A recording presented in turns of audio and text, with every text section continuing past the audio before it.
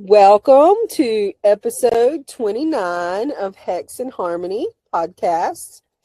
This is Michelle, your friendly neighborhood witch, and I'm here with my two bestie friends, also friendly neighborhood witches, Tegan and Bailey.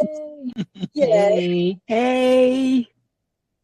So today we're going to discuss the actual word witch, what it means, and who gets to claim that word. Because, let's be honest, the word has gotten crowded. Everybody's using it. Everybody has an opinion about it. And depending on who you ask, it either means everything or nothing at all. So, we're going to define it today, but not in a neat and tidy way. But we're going to sit in the mess a bit and talk about the word as a label, but more than that. The word witch is an identity. It is power. It is belonging. It is authority. But the question underneath all of it is simple, but it's not easy. Who actually gets to call themselves a witch? And a little bit more uncomfortable, who doesn't get to call themselves a witch?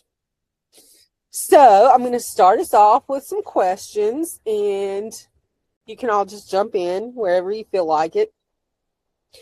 When you hear someone call themselves a witch, what is your immediate reaction?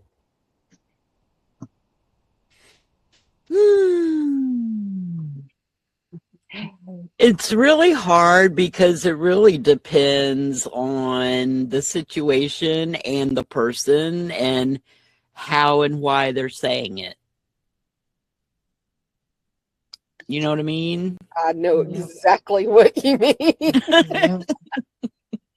I mean, I wouldn't immediately think, "Ooh, a kindred spirit," but right. I know from experience that it's not always that. Right. Yeah, I mean, I try really hard not to be judgmental. So I guess my immediate reaction would be, I don't know. Like I said, it just depends. I mean, if somebody, I don't even want to say that because it sounds judgmental. Go ahead and say it. But if somebody were to walk up to me in the park while they're bouncing around with their fairy wings on and they're 37 years old and they tell me they're a witch, my reaction would be different as to someone who is speaking to me privately, having a private conversation. And then they said that they identify as a witch. Those two situations are very different. So I have to laugh at that because here in Pennsylvania, and I'm not a native of Pennsylvania, obviously. You can tell that. If you don't know me, you can tell that. I hear that every day. You're not from around here, are you? Or where are you from? I'm like, what gave it away? But anyway, so I obviously can't speak to the whole state because I don't know. So I don't know if it's just around the south central part of the state or everywhere, but there are a lot of fairy festivals in this area, and I've never even been to one. I think it would be kind of cool to go, but there are grown adults that will be out there dressed up in their fairy wings and whatever. Now, whether or not they call themselves a witch, I don't know because I've not been. But on another note, I actually am not far from the Gettysburg area, and there is a large pagan community in that area, and they have like witches walks, and there's a witches ball coming up for Beltane. Actually, I was like, I want to go to that. I need to find a friend to go to the witches ball with. Yeah, that does sound nice. That's I fun. want my friends to go, and she's like, I can't because I'm going to the fairy festival. So totally not laughing at my friend there, but laughing because you brought that up. So I was like, that is because that conversation literally happened today. Yeah. I mean, the fairy festival would probably be fun too. I don't have Yeah. anything against fairies. I just, it's in the way that you present yourself, I guess. Exactly. And, you know, these 37, 40-year-old women who are bouncing around the park wearing fairy wings, they may have very strong beliefs, and those beliefs might carry them, and you comfort them and, you know, do whatever. It's just, it's all in the presentation. You know what I mean? Yeah. If you want somebody to take you seriously, you might not want to wear your, Fairy you know, wings. fifth or your 15th century vampire cloak, you know. I mean, there's a time to dress up and get your freak on, and there's a time not. I don't know. They say to dress for the career you want, and I mean, Yeah. if I really want to be a feral forest witch, then I should dress for that. Yeah, that's true. You Not know, I happening. mean, I'm not hey. going to work dressed that way. I mean, you do you. That's what I say to everybody. You do you. But people make assumptions, Oh, they do. you know. So that's kind of my immediate reaction when someone calls themselves a witch. It really depends on the situation and the person and why they're telling me that. If they're just, you know, out there broadcasting because they think it makes them cool, or they want to sound tough or like mysterious, or, you know, whatever, it's the situation. It depends on why are they claiming this at that exact moment. Yeah, I agree Well, with Taylor. yeah, you know, what's the intent behind the brand, behind the title? I get that. Do you think witch is something that you can claim, or is it something that you become? I think it could be both or either, Yeah, I mean, depending again I on the kind of think, circumstances. yeah, I kind of think you have to claim it before you become it, you know?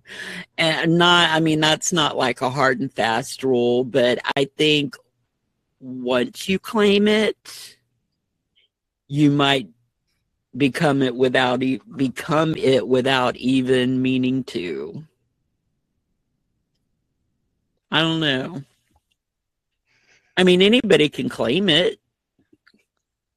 I don't think anybody who claims it or just claiming it will actually make you one, because, like you said, anybody can claim it for Yeah, whatever that's reason. true. But I think if you're serious and you claim Yeah. it, that you will become it. Yeah. Yeah. I mean, it's something anybody could claim, but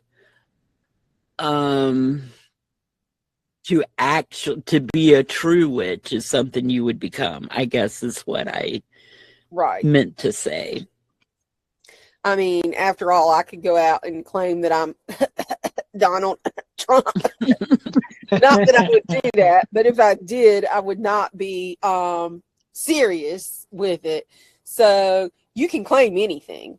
Anybody can claim anything. But you have to be serious about it for it to actually lead you to becoming something that you claim. Right.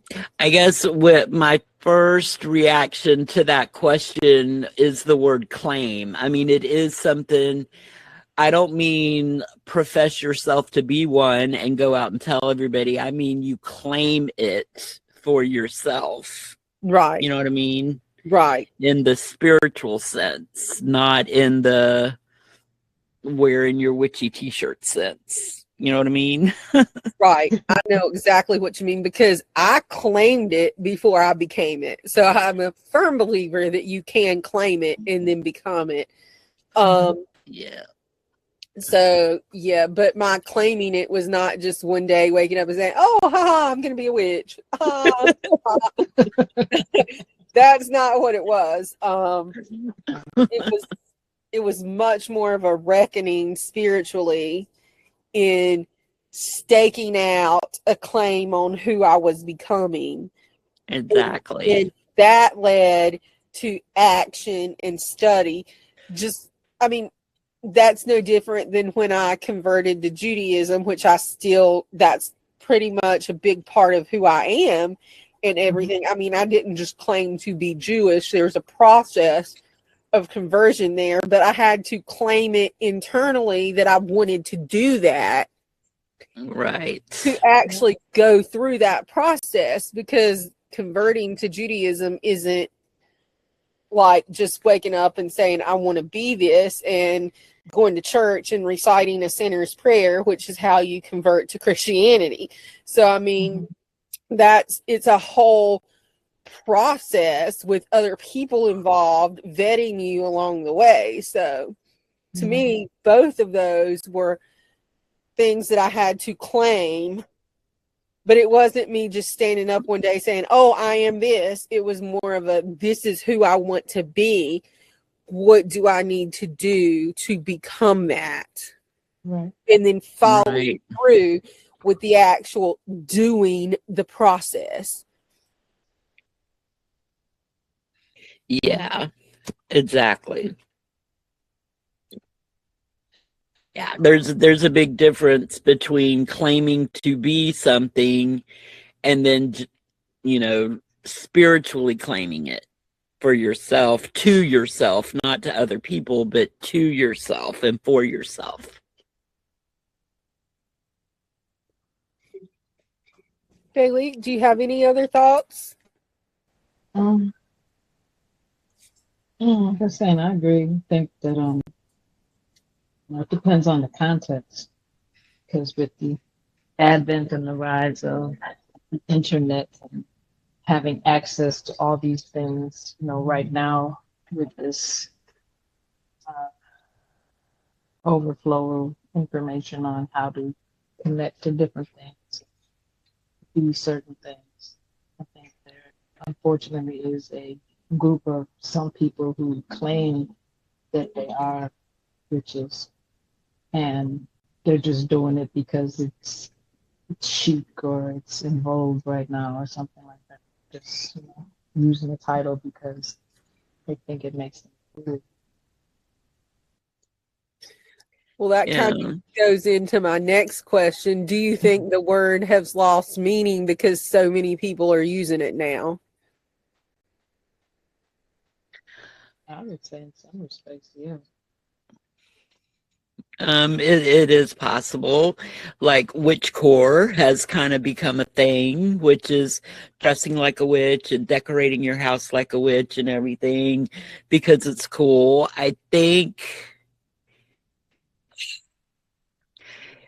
it has to speak to you on some kind of level. I mean, even these, no, I can't say that's true either. But I mean, there has to be something about it that calls to you, even if you claim it superficially to other people and you try to dress like a witch and you decorate your house with, gothic whatever because you want to be seen as a witch or you want to feel witchy.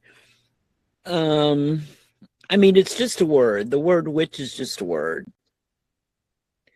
So it has become overused and it has become a label for different types of things and different types, a witchy atmosphere and all this kind of stuff. And in that way, maybe it has become watered down. Yeah. But for people who know, it hasn't lost its power. You know what I mean? Exactly. As you were just saying, for people who know, it hasn't lost its power. But it's the fact that it's more used and in a looser way and in a less deep way, it has become more socially acceptable. And so the stigma that was once there to profess yourself as a witch is not necessarily there to the same extent. Now, there are places and instances where it may not be the safest thing in the world to go out and publicly profess yourself to be a witch. I mean, let's be honest, we still have that in the world, but it's less of an issue to let people know than it has been in the past. And when you can go to like Walmart or wherever and buy a ritual object because it's there, makes it easier and more accessible to people who have not historically been able to have that access. Right. That's true. Yeah, no, that is true. It's become more in just like the general consciousness, the universal consciousness or whatever. It's just become it has become a lot more commonplace, just the word and the the accoutrement of being a witch. You can find that kind of stuff everywhere. Exactly. And when people talk about a witch, most people's minds don't automatically go to Wicked Witch. I mean, there's a lot more general knowledge out there than there used to be. Exactly. So, yes, there are people who use the word in a way that may not be the most respectful, or they may be cosplaying witchcraft or whatever. I don't even care. That doesn't bother me, because the fact that they have the ability to do that means that the people who take it seriously aren't getting the flack that they used to get. Yeah, that's true. That's very true. So I'm totally okay with it, as long as they're not like disrespectful with it. You know what I'm saying? Yeah. I mean, there's a way to appreciate witchcraft and play with it without being disrespectful. It's when you cross into the disrespect category that I have a problem with it. But just playing with it, trying it on, that doesn't bother me. Somebody just going to the store and buying something because they think it's cool, go for it.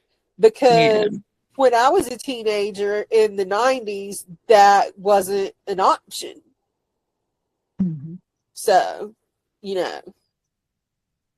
there's that. Yeah, no, I agree 100%. And it doesn't bother me when people are playing at it, like you said, trying it on to see how it feels. I mean, that's what people do. There's nothing wrong with that. Because let's be honest, most people who end up embracing witchcraft, they did not grow up in that kind of environment. For the most part, some did, obviously, but not everyone has that privilege, that luxury. So for many people, taking on the mantle of actually being a witch is to go against what you were raised with, to some extent. Now, depending on how you were raised or whatever, I mean, your family might not have been religious in any way and wouldn't care one way or the other, but others have walked away from actual religious dogma, and it is completely walking away from your friends and family. Yeah. So I think that they need to play with it and get comfortable with it, and to know, is this really what I want to do? Because if this is not something I want to do, then I'm not gonna like rearrange my whole life and alienate myself from my family. Right. Yeah. So please play with it. Please make sure it's what you want to do. Right.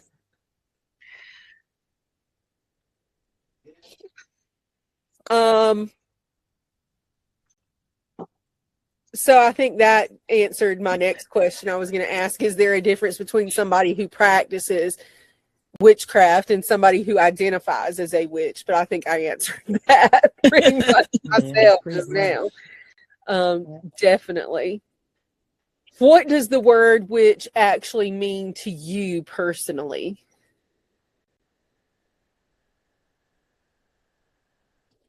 Bailey, do you want to go first?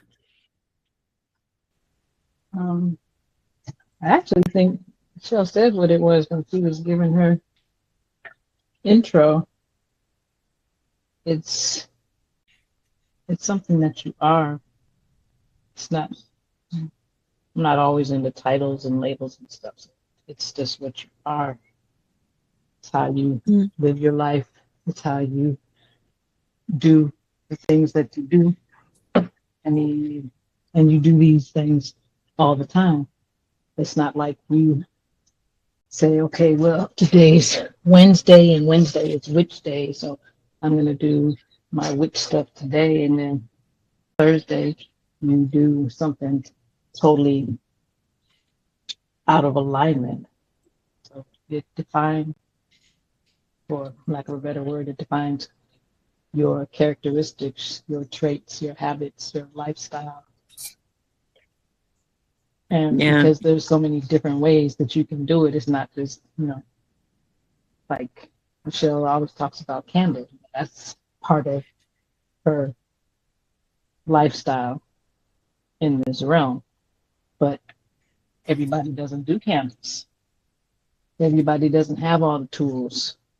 Everybody doesn't use all the tools. Some people might just, do their thing with herbs in the kitchen. There's no exact definition of all that encompasses. So. Yeah, girl, we know I am not the kitchen witch. Yeah, we all know there's no one specific right way. And I think it's the way you move through the world. It's the way you interact with the world. It's the way when you embrace it as a term, when you claim it for your own, which is all of those things. It's a belief system, and it's a practice, and it's a psychology. It's how you interact with the universe, how you view the universe, and it affects your expectations of the world and the universe, and even of other people. And what was the original question, so I can make sure I'm answering it? What does witch mean to you? Okay, that's what it means to me. It means to me personally, all of those things. It's the way I move through the world. No, I agree with both of you. I just want to add that it's a craft. I know you, Tegan, you said it's a practice, and that was one of the notes I had down to say. It's not a religion. There are witch religions, but being a witch has nothing to do with your religion. You can be any religion and be a witch, or you can be no religion and be a witch. Right. It's the outlook you have on life. It's how you practice your belief system. So if you are a religious person, if you have a religion, being a witch is how you walk out that religion. It's how you embrace it. It's how you live your religion. And it's a personal thing. It's not, I do this in my religion or my beliefs if you're not a religious person because somebody told me to. It's because I've studied and I've chosen this for myself. This is what my religion or my belief system means to me and how I embody that in my life. It's an embodied practice. And very true. And how you embody that is on you. Right. As Bailey said, there's no one way. And You may be somebody that uses herbs and practices in the kitchen. You may be a water witch. You may be a fire witch. You may be whatever. Or you may just be it's all in your mind witch. It doesn't matter. There's no one way. There's no right way. There's no wrong way. Whatever you do is you. It's unless you're practicing a religion that is witch based, because there are religions that are witch religions. Those obviously have creeds of some kind or dogma or whatever, like any other religion. But you don't have to be of that religion to be a witch. Right. And so just because I'm a witch doesn't mean that I'm one of those religious beliefs, because I'm not. But it's how I practice Judaism. So, yeah.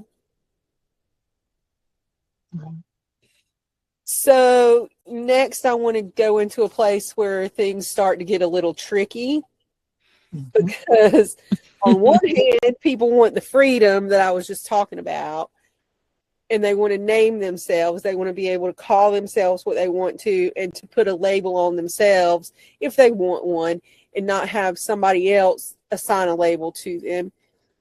And that's valid. But on the other hand, not everything in this world is neutral, and not every label is empty. And some words carry weight. Actually, all words carry weight, but some words carry more weight than others. There's history behind words, there's responsibility.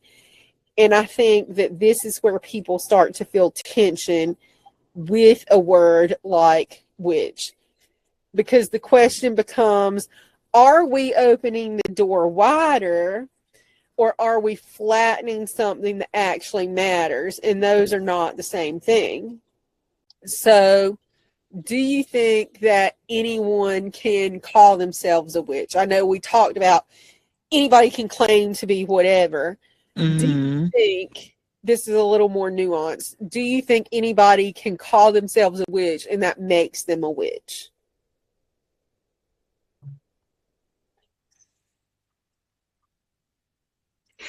I think anyone can call themselves a witch, but that doesn't mean that they truly are one. I mean, if you just use the label without if you just go around calling yourself a witch, but you don't make any effort to learn things, and you have no respect for nature, you have no connection to nature, to whatever, land, sea, and sky, whatever, then, I mean, then it's an empty label. You know, I think anyone can call themselves that, but it doesn't mean they actually are if they're not living it somehow as well. Right. So that kind of goes into my next two questions. And Bailey, please feel free to jump in here. But I'm going to go ahead and throw out these next two questions because they kind of tie in with what Tegan just said. Where do you see the line between gatekeeping, witchcraft, and discernment? And can someone be a witch without a quote unquote real practice?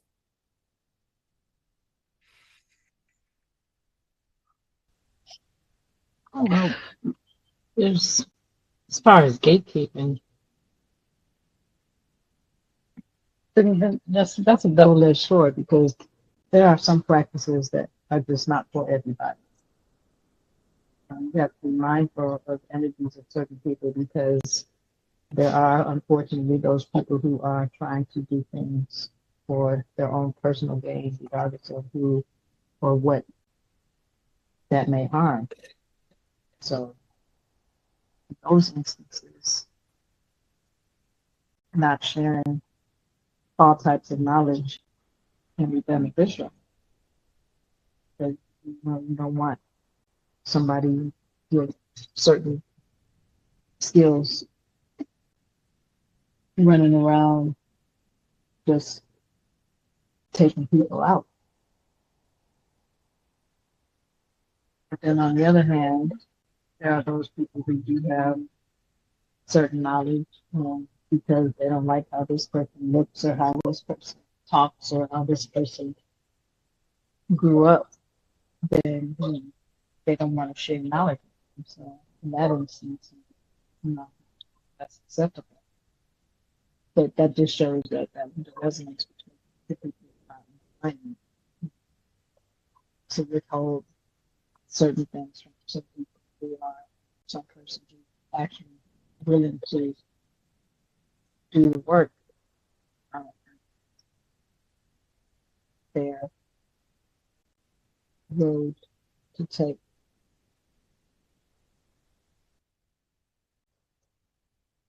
I think it comes down to the word that you're trying to say. Are we gatekeeping it or are we not?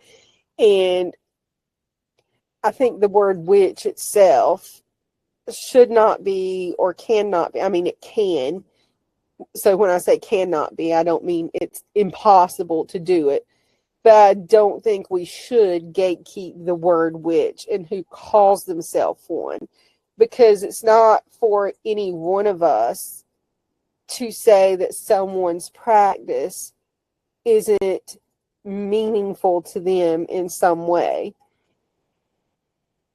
But as you were saying, Bailey, there are certain levels of knowledge that aren't necessarily open to novice practitioners or whatever. So different levels of knowledge can and should be open to various people at whatever defines what is able to open that up to somebody. Because as you said, not everything is for everybody. But being a witch in general, I think anybody who wants to be can be a witch. The type of witch may not be the same. The level of ability may not be the same. Somebody may not want the same level of ability in their practice as somebody else, and that's valid. So I think, and with the question of can someone be a witch without a real practice, who am I to define what a real practice is? Because I've already said that I believe being a witch is a personal craft. So just because it's not my practice doesn't mean it's not valid to them. And just because I don't see what they're doing doesn't mean they don't have a practice. Right. But I've seen over time in the online space so many people saying, oh, you can't be a witch if you don't do spell crafting, and if you don't learn all these correspondences, if you don't keep a book of shadows to document what you're doing and what works and what doesn't, then you can't be a witch, because you can't just sit here and be, oh, it's all intention, and that's not how witchcraft works. Bitch, Right. please, if it works for them, then who are you to say it don't work? It might not work that way for you. It might for somebody else. Right. Yeah. My first reaction to the question was, who's going to appoint themselves gatekeeper? Who feels like they are qualified to be a gatekeeper? I don't think anybody would be. And I've seen it, girl.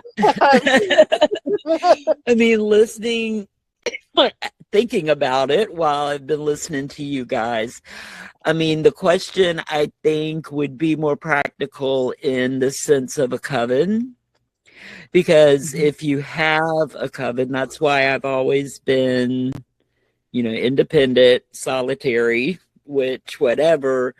In a coven, there is always a gatekeeper, and they do protect the integrity of their practice with, all these inner court and outer court and high court and, the first degree and the second degree and the third degree. They limit the amounts of knowledge they give you, the member of the coven. And I mean, that's something that I think that's a question that would be best asked to a high priestess of a coven or something like that, because as far as witches in general, I don't think anybody would be qualified to be a gatekeeper. Nobody can say, nope, you're not welcome. You can't be a witch. You can't join the, witchdom. You're not good enough. You're not smart enough. You're not serious enough, whatever. Nobody could say that. Unfortunately, it happens. Mm. I've seen it time and time again. But I agree. I've seen it every now and then too. And, not like, it's like you're saying, none of us can appoint ourselves into that. Now, yes, if it's something like you're saying, a coven or some degree of magic or whatever in a specific lineage or practice, that's one thing. But just in general, for somebody to call themselves a witch, who is the almighty gatekeeper of that? We don't have a pope. We don't have this or that or the other for the whole witchdom. So yeah. There are plenty of people who will say, I'm not a witch. Good for you, boo. That's fine. You don't have to think I'm one. That's all right. Get on my bad side and you'll see.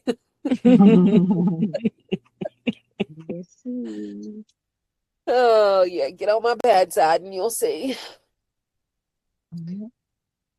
Do you think, well, no, I'm going to skip that question because we just answered that. Is there a responsibility, or what is the responsibility that comes with calling yourself a witch? Yes. I think there is a responsibility that comes with that, because if you're going to call yourself that, it does make you responsible for how you project yourself. I mean, I guess, I don't know, I guess like it's a personal thing, because I feel like I have a responsibility to live up to, not live up to my title. I'm trying to think of a way to say it. I know personally, I feel like by using the word, I have a responsibility to myself and others to care for myself and others and for the planet. That's true. Yes. And I can't say that you can't be a witch if you don't care about the planet or nature or other people or social justice or whatever. But the idea that somebody would call themselves a witch without having that kind of a worldview is foreign to me. But I mean, I think it's possible. Yeah. I mean, that's what I was thinking. I was like, I mean, how can you think you're a witch and not care about the earth and clean water and deforestation and clean air? I mean, how could you be a witch and not care about those things? Yeah. I mean, is it possible? Sure. I mean, I guess. It's not. But I mean, there is a responsibility that comes with that, because people assume, for right or wrong, that if you are a witch, these are things you care about. Right. Although I can't imagine it being wrong, but again, who am I to say? I mean, I'm not high pope of the witchdom, so I'm going to start calling myself that, though, in a silly, joking way, not being serious at all. But that's what I did, Togan. We can call you Popess Michelle.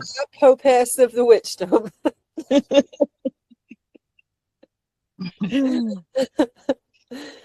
Have you ever hesitated to use the word yourself about yourself? And if so, why?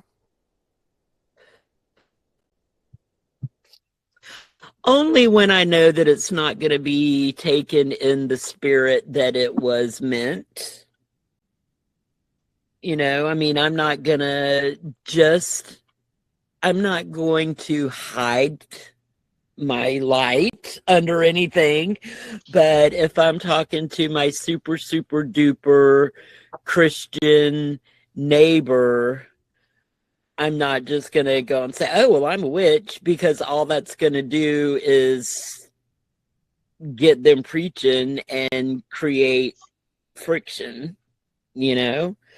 I may, act like a witch and practice my witchy values, which are pretty close to other religions' values, but I'm not going to use that word when I know, because I don't have to prove anything to anybody and I don't have to defend myself to anybody. So if I'm in a situation where all it's going to do is cause friction and start an argument or a prayer meeting, then I won't use it. If they were to come right out and ask me to my face, then I would say, yes, I am a witch. I do practice witchcraft. I'm not hiding it, but I'm not gonna pick that fight for no reason. Right.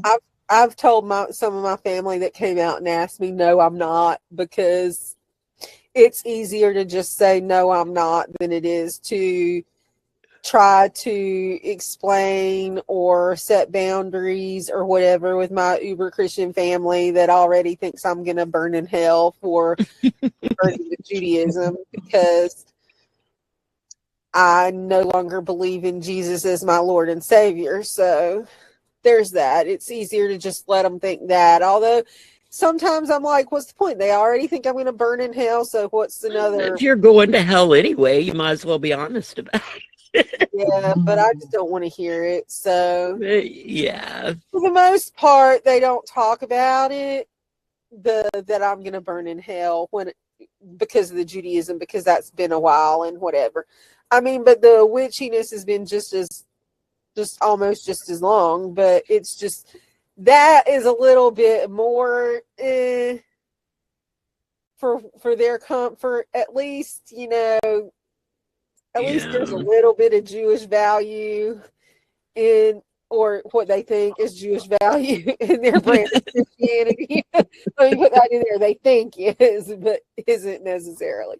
But that's neither here nor there. So yes, I wouldn't say I hide it for the most part, but I do not publicly claim it at all times. And I certainly don't claim it publicly in my professional life, in my outside of my own, I do in my own business that I run, because that's part of the foundation of my business.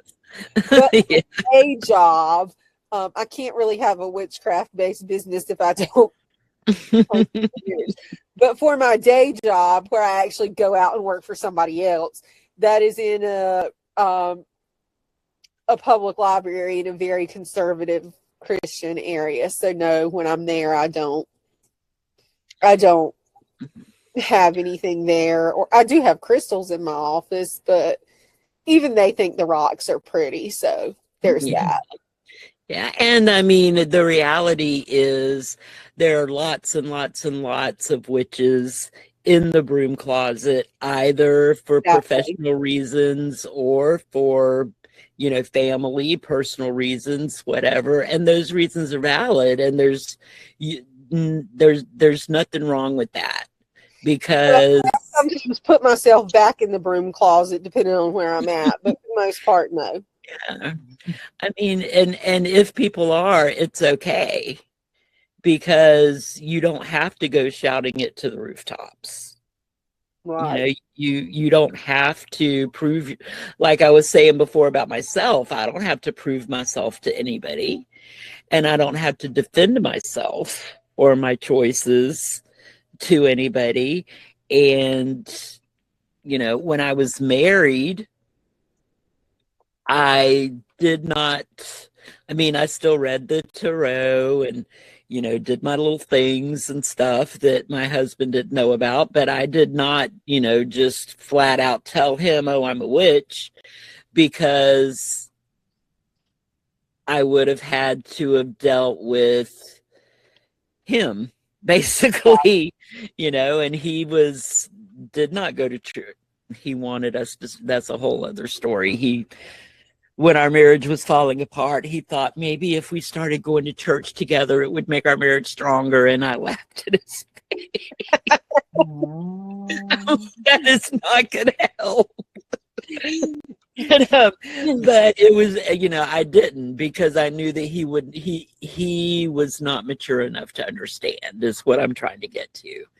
So it was easier to just, I still did my thing. I still, did all my witchy stuff. I just did not come out and tell him, oh, by the way, I'm a witch, or I'm a practicing witch, or anything like that, because he was not mature enough to understand what it was.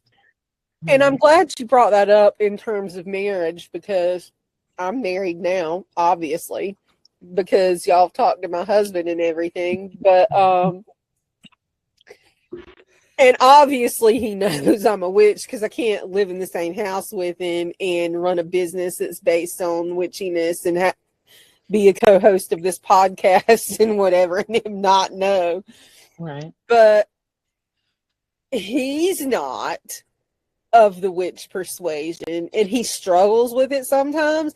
He does his very best to be supportive of me and whatever, but sometimes he really struggles with it, and he'll say something, and he's not trying to be mean or disrespectful, but he'll say something that I know is because he doesn't agree with me. And he will even tell me, we don't have to agree on everything, but sometimes he'll say, I don't agree with this or whatever. And then he'll be like, but we don't have to agree on everything. And at least he's trying to be respectful in everything, even when he struggles with it. And I don't sit here and throw it up in his face every day of what I do and what I believe. But he's much, much more traditional in his Judaism than I am. I don't laugh at that to be like laughing at him, because no, I'm chuckling because of the way you said it. But yeah, the way I said it was kind of funny. But so we agree to disagree on the witchy stuff, but he does do his level best to try to support me and to not be a hindrance to my practice and to my business and to this podcast and whatever. But a lot of times, if he's in here in the same room with me when we're recording, he'll get up and walk out because he doesn't want to listen to it. And usually he leaves the room before we even get started, but sometimes he'll still be in here, and he'll sit through part of it, and then he'll get up and walk out. Not to be mean or whatever, but he doesn't really need to be in here anyway. He's not recording with us. But yeah, he at least tries. So I will give him props for that. Especially because there's that huge generation gap between us. Y'all know it, but our listeners don't necessarily know it. My husband is literally old enough to be my father. My dad is 2 years older than him. And he has a daughter that's 2 years younger than me. So he literally is old enough to be my father. So I'm the tail end of Generation X, and he's a boomer.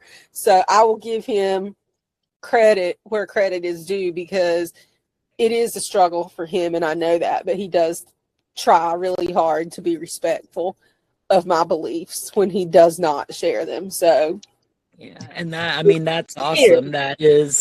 That's emotional maturity. That's a man. That's what men are supposed to be like. Right. So yeah. And like he says, we don't have to agree on everything. So there's that, because there's a lot we don't agree on. Some of it is easier to disagree on than others. But I'll leave that at that. So, Bailey, have you ever had to not claim yourself as a witch? I lean more towards what you said. I'm not trying to start any discussions, arguments, or bashing with anybody. It's just not worth it. I'm not trying to hide from anybody, but I'm not gonna do that. I've been there, done that. I'm not doing it again. So, no, if depending on the spirit or the person or the context in which they're asking, I may, but for the most part, I'm Yeah, it's not worth it. My mental health is worth more than more trying to than start a you know. start an argument on belief Mhm. systems. So, does anybody have anything else they are really dying to say about claiming the word witch and who gets to or not? Um, the only thing I have to say is, um, one of the questions on your little sheet was if you ever gave anyone the side eye for using that label. What, if anything, would make you side eye someone using that label? 37-year-old women running around in fairy wings. No, because they might be, they might be have their own little thing. I just had to No. say that. The one thing that would make me side eye someone for using that label is when they try to claim it genetically. Oh, that they were a born witch. Yes, they were born a witch because of their genetics, because their mother and their mother and their mother's mother and their mother's mother's mother were all witches and it's in their blood. I mean, hereditary witchcraft, mothers can pass it on to daughters and sons and fathers. You can pass it on, the teachings, and, that's legitimate. But you're not a witch because you were born with some special witch gene in your blood. That doesn't make me give side eye as much as the ones who say you can't be a witch if you're not a hereditary witch, because it is hereditary, and that's what makes me give a side eye. I mean, I don't think it's necessarily hereditary, but I ain't gonna say that there ain't some gene out there that we haven't discovered yet. Hashtag science, it's a thing. We're back to the hashtag. Hashtag science. I mean, I am pretty sure there might be some kind of gene in our DNA that makes our personality swing in that direction, or makes our beliefs swing in that direction. Yes. But I mean, there's no genome that we know of being that makes you a witch. And I'm 97% positive that you are not descended from the witches who were hung at Salem. Considering, yeah, I agree with that. I mean, it could be possible in a very far off, very infinitesimal probability that you might be, but you're probably not. But I'll take that claim over somebody who says it's not possible for you to be a witch because you're not hereditary. Yeah. And I have heard that too. And I'm like, okay, that's side eye. But I would ask them to go produce some blood results and show me, where is it in your blood work that you're a hereditary witch. Yeah. What gene number is that, and whatever, so I can go get my blood tested.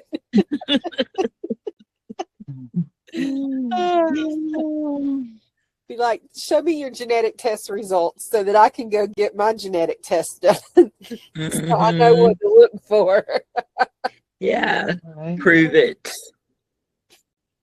So I don't think that this topic is something that we're going to wrap up neatly with a bow, and I don't think that we should, because the second you try to pin this down into a clean definition, you lose something. So I think the better question is not who gets to call themselves a witch, but what are you actually claiming when you call yourself a witch? And are you willing to stand inside that fully? Not just when it's interesting or when it looks good, when you can Instagram your witchcraft, but when it really asks something of you. Because at the end of the day, no one's handing out permission. Again, I might be the grand popus of the witchdom, but I'm not handing out permission slips. So just because you can call yourself one doesn't mean you necessarily should. Does it really mean something to you? And are you willing to stand behind that when times get tough? Because the word does not have no meaning. It actually has a lot of meaning behind it. So with that said, we are going to be done now, and we will come back in a few weeks with our next topic that I don't have the list in front of me, so I don't know what our next topic is. But in a couple weeks, we'll be back with another topic that Tegan will lead us through, and it'll be great because it always is, because that's just how we roll. So thank you for joining us, and we'll see you again next time. Bye. Bye, y'all. Bye.